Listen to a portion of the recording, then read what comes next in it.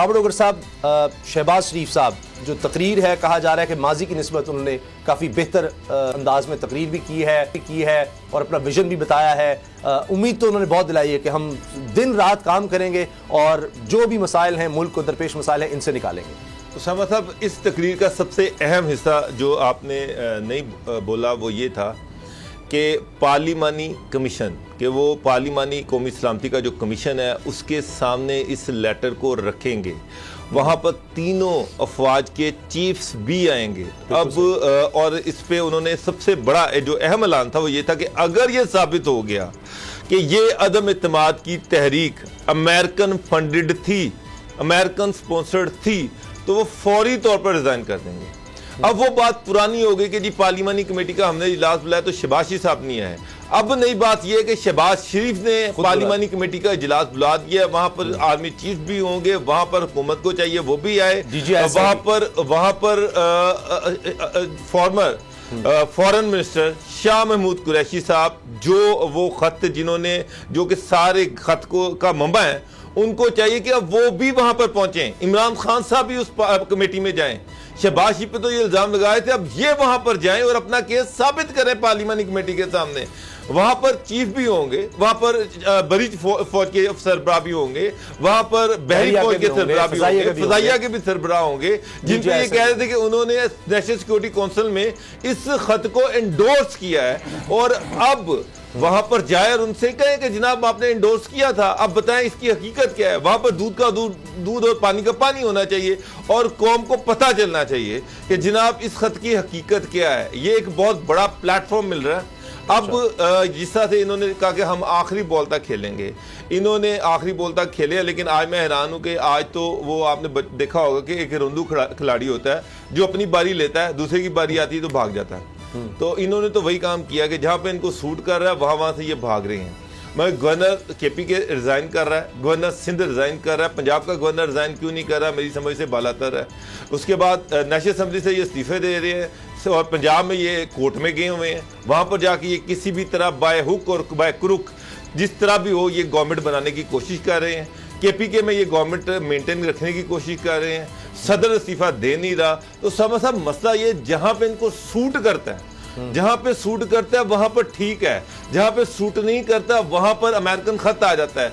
पंजाब में इसका मतलब ये है कि पंजाब में तो फिर अमेरिकन नहीं थे, पंजाब में तो कोई गवर्नमेंट जो है वो नेचुरल फिर चेंज हो रही है। वहां पर जो लोग अलहदा हो रहे हैं वो किसी नुक्ते नज़र पर अलहदा हो रहे हैं, किसी नजरिए की बुनियाद पर अलहदा हो रहे हैं। वहां पर लोग अमेरिकन स्पॉन्सर्ड पैसों से अलहदा नहीं हो रहे। इससे तो यही चीज़ साबित हो रही है। अदरवाइज ये क्यों उनका मुकाबला कर रहे हैं? यहाँ पर रिजाइन करें और घर जाएं कि जनाब ठीक है ये सारी अमेरिकन स्पॉन्सर्ड है, ये जितने लोग हैं ये सारे अमेरिकन स्पॉन्सर्ड है, हम इनके साथ नहीं बैठेंगे। जिस तरह से इन्होंने यहाँ पर इस्लामाबाद में ये किया, नेशनल असेंबली में ये किया, पंजाब में भी ये कर दें कि जनाब यहाँ पर, वहाँ पर तो हाई कोर्ट में गए हैं, वहाँ पर तो ये इजलास ही नहीं बुला रहे, वहाँ पर तो ये कह रहे कि जनाब रोना शुरू कर दिया है, वहाँ पर तो डिप्टी स्पीकर जो है उसको असेंबली के अंदर दाखिले की इजाजत नहीं है। लेकिन बहरहाल एक अपॉर्चुनिटी है, इनको चाहिए कि ये नेशनल सिक्योरिटी की जो मीटिंग है पार्लिमानी कमेटी की, वहां पर जाएं और वहां पर जाकर अपना केस प्लीड करें। अगर वो सच्चे साबित होते हैं तो फिर शहबाज शरीफ को उसने पूरी कौम के सामने नेशनल असेंबली के अंदर ये ऐलान किया है कि वो रिजाइन करेगा, फिर उसको रिजाइन करना पड़ेगा। जिस तरह धेले की भी करप्शन साबित नहीं हुई आज तक, और इसीलिए उन्होंने कहा कि धेले की उसामा साहब आप गड़बड़ कर रहे हैं। एक ऐलान होता है आप पॉलिटिकल स्टेटमेंट, जिस तरह नवाज शरीफ ने कहा था, सर वो नवाज शरीफ साहब ने बड़े भाई ने कहा था, ये भी तो सेट बना रहे हैं ना, ये भी तो कह रहे हैं कि शहबाज शरीफ ने क्या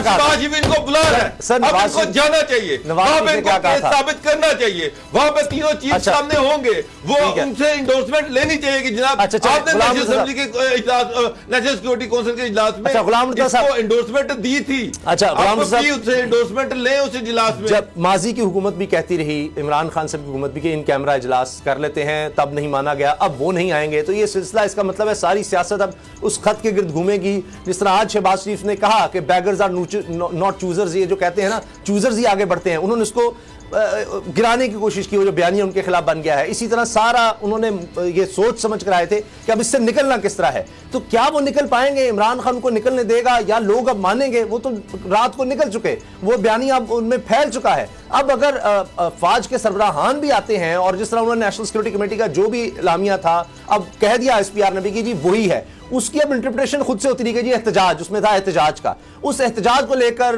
बयानिया ये बना के जी एहतजाज तभी किया गया है जब साजिश है, वरना क्यों एहतजाज करते। अब यहां पर ये आ जाएगा कि ना कोई पैसे मिले हैं, ना कोई साजिश साबित हुई है, बस अल्फाज इस तरह के इस्तेमाल किए गए, बड़े गलत अल्फाज थे जिस पर एहतजाज करा दिया गया। उन्होंने कहा ये तो होता रहता है, लेकिन क्या ये चीज है, लोग ये ना हो कि मजीद दबाव आ जाए इदारों पर ये सारा कुछ करके। आप कह रहे हैं कि वो निकलने नहीं देंगे, वो तो पतली गली से निकल गए। वो तो उन्होंने तो बर्दाश्त और तहम्मुल का मादा ही नहीं है उनमें कि वो एक पॉलिटिकल लीडरशिप का सबूत देते और बैठते आज कौमी असम्बली में। वही साथ इत्तेहादी है जो उनके साथ थे, तो वो वज़ीर आज़म थे, वो सब कुछ ही उनके पास था। वही इत्तेहादी उठ के वो दूसरी तरफ चले गए हैं, तो सारा कुछ ही उलट पुलट हो गया। अब असम्बली भी किसी काम की नहीं रही, अब पॉलिटिक्स भी किसी काम की नहीं रही, अब ऐवान भी किसी काम का नहीं रहा।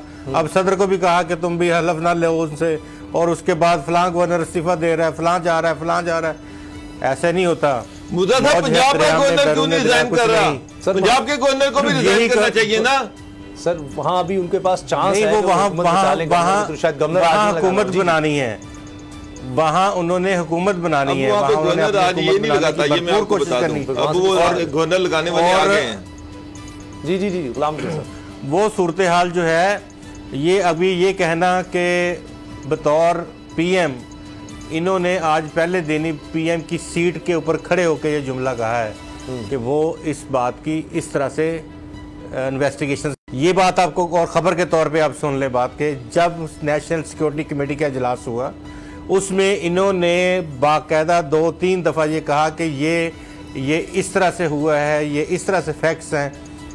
कमेटी का एम्फसाइज था कि इसमें कोई किसी लीडरशिप की इन्वॉल्वमेंट नहीं है, इसमें लीडरशिप के अलावा कोई पैसे इस तरह के इन्वॉल्व नहीं हैं, और जो आप कह रहे हैं वो बिल्कुल गलत है, इस तरह से नहीं है। ये इसको हम इस तरह से तो कह सकते हैं कि ये पाकिस्तान के मामलात में इंटरफेरेंस करने की कोशिश, अल्फाज जो इस्तेमाल किए गए हैं ये पाकिस्तान के मामले में इंटरफेयर करने की कोशिश है।